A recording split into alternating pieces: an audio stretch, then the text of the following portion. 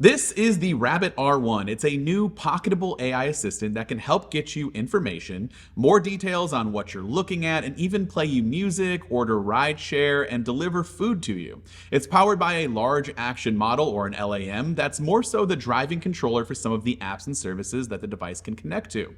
Now, I've only had this product for a day, and I had some issues with the setup yesterday, and so I finally got it working this morning and spent the last few hours messing around with it. And so this is definitely a first impressions experience so far, but I wanted to give you kind of my overall thoughts and opinions on the Rabbit R1 and whether or not it's gonna be the future of tech and replace our smartphones. One thing I do want to quickly show you is what it can do just offhand by turning the camera and saying things like, "What am I looking at?" Let me take a look. You are looking at a teleprompter setup. The image shows a red tripod with a screen mounted on it, displaying some text that appears to be a scripted message or prompter for a recording or video session.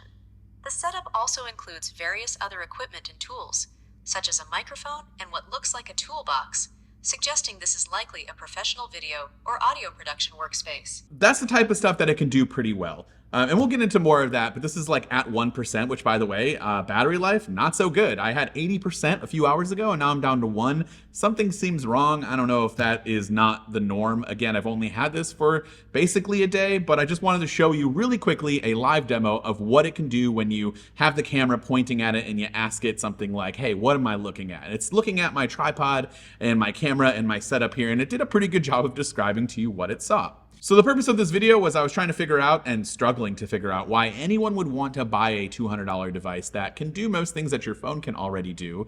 And the things that it is better at than your phone are still a bit too cumbersome to kind of get going. And so, yeah, I mean, hopefully, this is a Gen 1 product. It's only ever going to get better, hopefully. And yeah, maybe we'll figure that use case out in the future. But I will say, I do love the design of this product. The orange is incredibly bright and vibrant. I am biased, that is my favorite color. But I really like the cool mix of modern and then old school style with the text. So you've got a display that's modern, but then you have like an old school analog scroll wheel here. And you have, kind of that boxy-ish design. And just some of the UI elements make it look really, really cool. There's a camera that faces down at all times, but when you initiate it, it'll face out, and then you can turn it to face you as well. You can charge it via the USB-C port here, and there's also a SIM card slot for cellular connectivity. And that's actually really important because if you want to use this on a regular basis and really take advantage of what it can offer you in the real world, you need to be out in the real world. And if I'm at home, it's fine on Wi-Fi and here in the studio, but when I step outside, it's going to become useless. Now, unless I missed something, the setup process gave me absolutely no tutorial on how to use this device or any tips on what to do. And honestly, there aren't a lot of content or things out there to kind of look into. So I did want to go into this blind and just kind of give you an honest feedback, my honest first impressions from a user who might be interested in this product and really doesn't know what else it can do. And yeah, I mean, I eventually had to look up to see how to get things like the settings menu by shaking the device. Not intuitive, never would have figured that out on my own without looking it up. The basic functions of double tapping the side button to get into the vision part, that's okay, I guess I'll figure that out. Long press for voice assistant, that makes sense, I'm used to that. But some other things I had to figure out by looking on the website to know what this thing can do. The unboxing process was so minimal, there were no instructions, and it comes in this plastic cassette style box with, again, no other instructions. Either way, I am more than capable of figuring things out eventually, whether it's by accident or Google searching, but some people do require more hand-holding when it comes to tech, and this isn't a traditional device where we kind of have some idea on what's going on with it, and so yeah, some more direction would have been nice.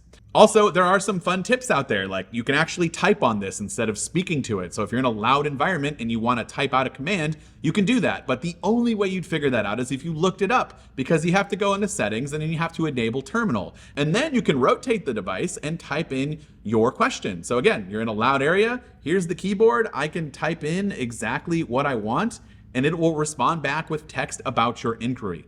Some navigations are also just really weird and unnecessary. Like if I'm on a song, if I scroll down, that'll skip forward, but I can't skip back. It's double tap the pause, but also just a single pause at times. But if I scroll up, sometimes it takes me back to the main menu. Like And that's not a normal way that other apps work, or like other instances. If I'm in the translation, if I scroll up, it doesn't take me back to the main menu. It doesn't always do these things. So it's just a little weird with the whole OS here.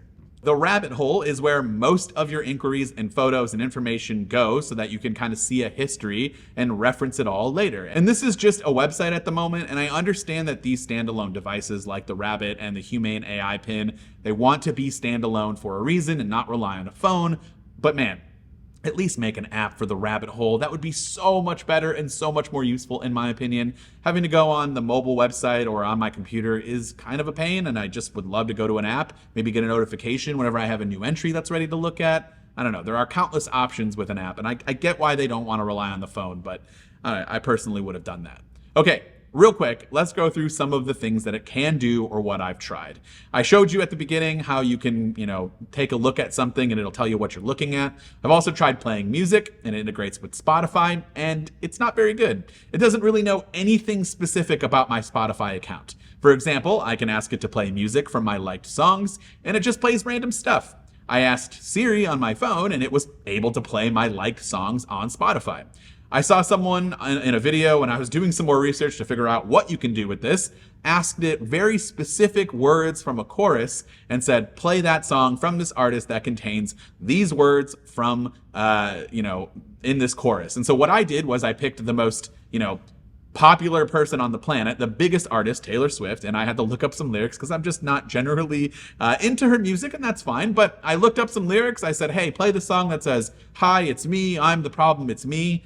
In the chorus, play that Taylor Swift song, and it played a random Taylor Swift song, or it would play the correct song, but from a different artist because the words that I said were in the album artwork. I did this on my phone with Siri, and Siri was actually able to do this with no problem. It played the correct song, which is Antihero, and yeah, it doesn't do that. It can translate pretty well, but getting into translation mode took a little bit of figuring out. You kind of have to say what you want to translate first, and then you kind of give it some time, and then you'll say what you want, and then it'll translate for you. You could do this on your phone. Maybe once you kind of get the hang of it, it's faster on this, but again, you can do it on your phone. If you have a shortcut enabled, you can probably get into it faster. I didn't experiment with ordering DoorDash or Uber because I am terrified at what it could order and how much it might pay for something or tip. I saw our friend Quinn Nelson order something on DoorDash, and it gave the highest tip without asking, which again, that's fine. I'm not trying to cheap out on a tip, but at least ask. I don't know, maybe it wasn't worth giving 40% or whatever the case is. Asking to summarize a document is very good, and it could be very useful to some people. I'm sure there's a way to do this on your phone. Maybe you use the Google app with Gemini built in, or another app out there, but it was really good at analyzing my surroundings, analyzing a document. I gave it a lease, and it was able to tell me whatever it was looking at and give me a quick summary. I did ask what computer it was looking at. It was looking at a classic Mac, and it figured that out, but then I pointed over to an old iMac, and it told me that it wasn't a Mac, so it's a little inconsistent. Again, these are my first impressions. It is a Gen 1 product. In theory, this should be the worst it's ever going to be. It should get better. It's still very early. It is a neat and cool looking gadget that can absolutely do some cool things, but our phones can also do a lot of those things. And yeah, maybe this could do it potentially faster, but if you get creative on your phone, you could save yourself $200 and just do it on your phone. I don't think it's going to replace our phone by any stretch of the imagination, at least not yet. And I'm struggling to figure out when that could be. But of course, I'd love to hear from you in the comments down below. Let me know what you think of the Rabbit R1. We haven't gotten the Humane AI pin, but I do plan to do a video maybe on all three, this, that pin, and my phone, and see which one is more useful. But of course, would love to hear from you down in those comments. This has been Dan with MacRumors. Thanks so much for watching, and I hope to see you around in the next video.